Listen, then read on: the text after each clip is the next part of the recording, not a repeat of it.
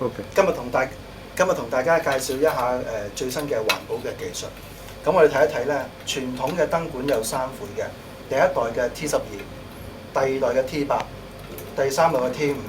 咁每一代嚟講咧，都有一個大嘅進步，就能夠慳電嘅。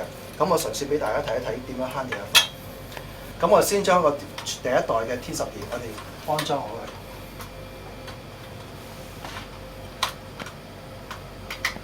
咁啊，我哋加上 starter。我哋上去睇一睇個火數。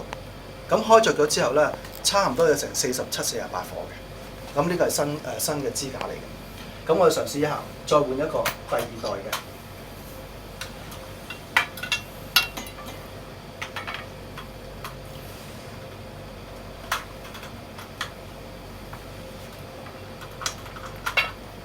咁第二代我哋睇到咧，個火數咧就明顯係少咗4火嘅。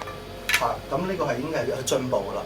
咁我再嘗試一下，我哋而家講緊嘅 T5 嘅支架。咁 T5 支架咧，唯一一點要攞走 starter。攞走咗之後咧，我哋擺上去，我哋睇睇個火數，好明顯啊，慳咗40% 以上㗎啦。咁呢個係一個第3代我哋而家推行嘅環保光管啦。